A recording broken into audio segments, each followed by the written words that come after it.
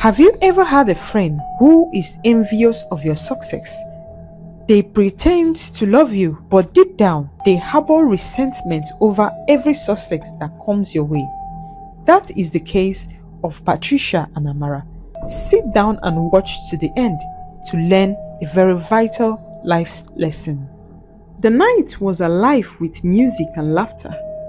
The village square sparkled with colorful light, and the air smelled of roasted meat and fresh palm wine. It was the Christmas festival, a time when rich men from the city returned home searching for wives. Among the crowd, one woman stood out, Patricia. She was the kind of beauty that made men stop mid-sentence. Her smooth, dark skin glowed under the lanterns, and her smile could melt even the coldest heart. Wherever she walked, eyes followed.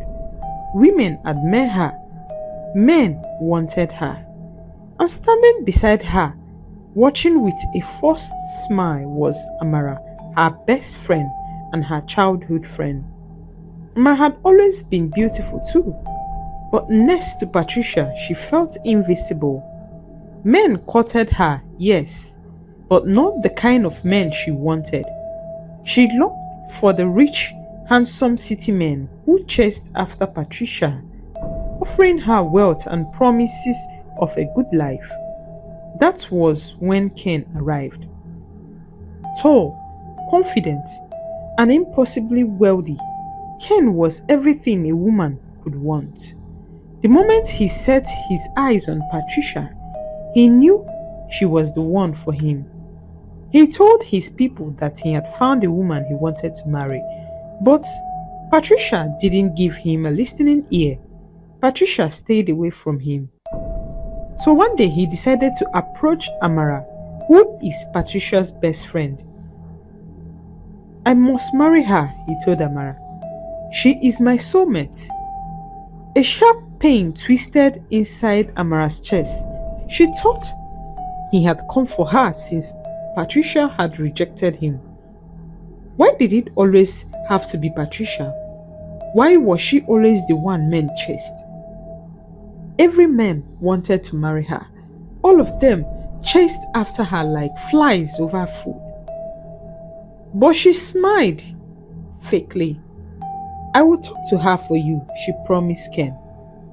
And she did. Patricia, Ken is a good man, Amara said sweetly. He is rich, responsible, and serious about you. If I were you, I wouldn't waste this chance. Patricia hesitated, but Amara's words sank deep. Because both of them has been together from childhood. And Amara has a way of convincing Patricia to do what she wouldn't want to do. Eventually, she agreed to marry Ken after Amara convinced her. The wedding was to take place in the city, a grand ceremony fit for royalty. Patricia chose Amara as her chief bridesmaid. They laughed together, shopped their matching outfit, and made endless wedding plans. On the morning of the wedding, as Patricia sat in her white gown, glowing like a goddess, Amara entered the room holding a small box. A wedding gift, she said with a smile. Patricia opened it to find a beautiful gold necklace with a strange red stone in the center. It shimmered like fire. It's the most beautiful thing I've ever seen, Patricia gasped, hugging her best friend. Thank you, Amara. Amara fastened the necklace around Patricia's neck, and in that moment, something unseen shifted in the air. A cold, invisible wind passed through the room. For a second, Patricia felt lightheaded, but the feeling disappeared as soon as it came. She brushed it off. She had no idea her life was about to become a nightmare. That night, everything changed. The wedding was magical. Ken kissed her, held her hand, and danced with her in front of their guests. But the moment they stepped into their new home, his entire face darkened. Ken turned to her, his expression unreadable. His eyes scanned her up and down, and suddenly he looked disgusted. "What is this?" he muttered. Patricia frowned. "What do you mean?" Ken's jaw clenched. "What happened to you? What is wrong with your face?" Patricia's heart pounded. "Ken, it's me, your wife." "No!" he snapped, stepping back. "You look different."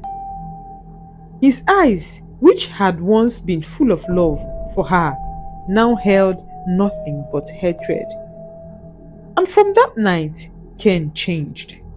He stopped touching her, he stopped smiling at her, and soon he started hitting her. At first, it was just shouting, then it was slaps, and then followed with punches. Patricia was trapped in a nightmare. The man who had once adored her now treated her like a stranger, like she was some filth. With no one else to turn to, she ran to her best friend Amara. "Amara, something is wrong with Ken," she sobbed. "He doesn't love me anymore. He looks at me like I disgust him." Amara pretended to be shocked. That's terrible. Let me come over and talk some senses into him. He wouldn't treat my best friend that way." And that was how Amara moved into their house. She claimed she was there to support Patricia in her trying times, but soon she started wearing revealing clothes around Ken. She laughed at his jokes, touched his arm when he spoke, and made sure he noticed her. And Ken did notice her. Then they started a secret affair in their home without Patricia knowing. They started a secret affair in their home under Patricia's nose. One evening, Patricia walked into the living room and saw something that made her blood freeze. Ken was sitting on the couch. Amara was beside him, her hand on his shoulder. Their fingers were intertwined. Her heart shattered. What's going on? What's going on here?" Ken turned to her, completely unbothered. "What does he look like?" Patricia's chest tightened. "Amara," she whispered. What? How could you?" Amara sighed, standing up slowly. "Patricia, maybe it's time you accept the truth. Ken doesn't love you anymore." Tears streamed down her face. But you were my friend, my best friend and my sister." Amara smirked. "Yes, I was." Ken stood up too. "Patricia, I am tired of this marriage." Her knees buckled. No, please, don't do this to me. Please, Ken." He laughed coldly. "I don't know what I ever saw in you in the first place." And with those words, he took Amara's hand and led her to their bedroom. Patricia collapsed to the floor, screaming in agony. She had lost everything, but she didn't know that the necklace Amara gave her was the reason for all this. That necklace had stolen her beauty, her happiness, and her life. And soon, it will take something even greater. Amara and Ken no longer hide anymore. He hugged, kissed, and do all sorts of things in the presence of his wife. Until one day, she came back home to her bags and clothes outside the compound. Patricia stood frozen, staring at the pile of her belongings outside the gate. Her dresses, shoes, jewelry, everything she owned was thrown carelessly onto the dusty road, like garbage. She blinked rapidly, trying to understand. Maybe this was a mistake. Maybe Ken would come outside, see what had happened, and tell the security guard to take her things back inside. But then, the front door opened. Ken stepped out. He looked at her with nothing but disgust. "Take your things and leave. My parents are coming to take off the bride price I paid on your head," he said coldly. Patricia's heart pounded. "Ken, what are you saying? This is our home. I am your wife." His face darkened. You are nothing to me anymore. A sharp laugh caught through the air. Patricia turned her head and saw Amara standing in the doorway, wrapped in a silk robe. Patricia's silk robe. Her arms were crossed, a smile dancing on her lips. You heard him, Patricia, Amara said mockingly. Your time here is over. It's my turn now. Patricia felt like she couldn't breathe. She turned back to Ken. Please don't do this to me. Ken moved a hand at the security guard. Throw her out! Before Patricia could react, two large men grabbed her by arms. No, Ken, please, she screamed, struggling against them. But Ken only watched, his expression blank. The guards dragged her to the gate and shoved her into the street. She fell hard, scraping her palms against the rough ground. And she sat there shaking with humiliation and pain. She heard Amara's laughter. Bye, best friend, Amara called out sweetly. Have a nice life. The gate slammed shut. And just like that, Patricia was homeless. Night fell, and Patricia wandered the street, her feet aching, her stomach empty. She had nowhere to go. She had no family in the city, no friends to turn to. The women she once laughed with now whispered behind her back, calling her curse. With no choice, she found an uncompleted building at the edge of the town. It was dark, cold, and smelled of damp cement. But at least it was a shelter. She curled up on the bar floor, wrapping her arms around herself, tears streaming down her face. How did I get here? She whispered into the darkness. Only a few weeks ago, she had been the envy of all married women, married to a rich man, living in a beautiful house. Now she was nothing. And Amara was living the life she had dreamed of. Ken spoiled her, showering her with expensive gifts. He took her on trips to Dubai, Paris, and London. She wore designer clothes, drove luxury cars, and spent nights in 5-star hotels. She posted pictures online showing off her new life, the life that was supposed to be Patricia's. Each time Patricia saw those pictures, she felt a sharp pain in her chest. Patricia wiped the sweat from her forehead as she balanced the tray of water sachets on her head. The sun was merciless, beating down on her as she walked through the crowded market, calling out for customers. Pure water! Buy your cold pure water! But people ignored her. Some looked at her with pity, others with fear. Some whispered among themselves, shaking their heads. She looked strange. There is something wrong with her face. She is cursed. Patricia didn't understand. Each night, she would sit by a broken mirror in the uncompleted building where she slept, staring at her reflection. She saw nothing wrong with herself. Yes, she had lost weight and her eyes were tired, but she was still the same Patricia, wasn't she? Tears would slip down her cheeks as she whispered to the heavens, God, do you still see me? Have you really abandoned me? One afternoon, as she walked down a busy street, she heard a loud voice preaching. A man stood in the middle of the road holding a Bible and a megaphone. His voice strong as he declared the word of God fearlessly. Patricia walked past him, barely paying attention. But suddenly the preacher's voice stopped. Lord of Jesus! He exclaimed. The crowd turned to see what had shocked him. Patricia froze as the man pointed straight at her. Daughter of Zion, he cried, what have they done to your destiny? Gasps rippled through the crowd. Patricia felt her heart pound. My face? She stammered. The man dropped his microphone and rushed towards her.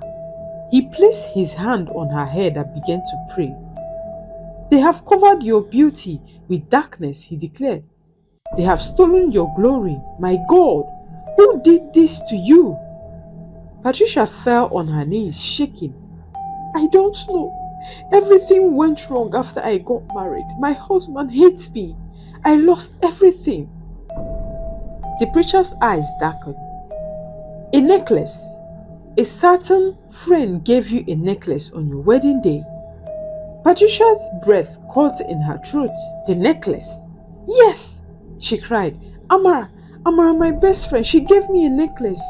She said it was a wedding gift. The preacher shook his head. That necklace was a curse. It was meant to steal your happiness and replace it with suffering. Tears poured down Patricia's face. What do I do? The man lifted his Bible. We will destroy it. Right there on the street, Patricia tore the necklace from her neck and handed it over to the preacher. He prayed over it, calling down fire from heaven as he commanded the chains of darkness to break. A strange wind blew through the street. The necklace in his hands turned black and shattered into pieces. The crowd gasped. Patricia felt something lift off her shoulders, something heavy, something invisible. For the first time in months, she could breathe. The preacher knelt beside her. Daughter, listen to me. Do not fight, Amara. Do not seek revenge. The Lord will fight for you, and you will hold your peace. Patricia nodded, her heart pounding. From that day, she gave her life fully to God. As Patricia's faith grew, so did her blessing. She found work in a good shop. People began treating her with kindness again. Her face, once strange and unrecognizable, became beautiful once more. Customers flocked to her. Her business flourished, and doors began to open for her. Within months, she was no longer the helpless woman begging for shelter. She was a strong, successful woman rising from the ashes. And as she flourished, Amara fell. It started slowly. One night, Amara woke up sweating. She had a terrible dream. Patricia was standing over her, holding a shattered necklace, whispering words she couldn't understand. The next day, she couldn't eat. Then she started hearing voices. Then she lost control. She screamed at servants who weren't there. She fought invisible enemies. She pulled at her hair, wailing, until finally she ran out of Ken's house into the street like a mad woman, and she began confessing. I did it, she screamed. I stole her life.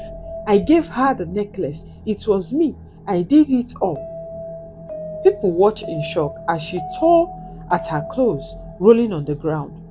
Within days, Amara was gone, swallowed by madness, roaming the streets barefoot and lost. Ken woke up one morning and felt like someone had poured cold water over his head. Everything became clear. He saw the past months as if watching a movie. The betrayal, the cruelty, the way he had thrown Patricia out like she was worthless.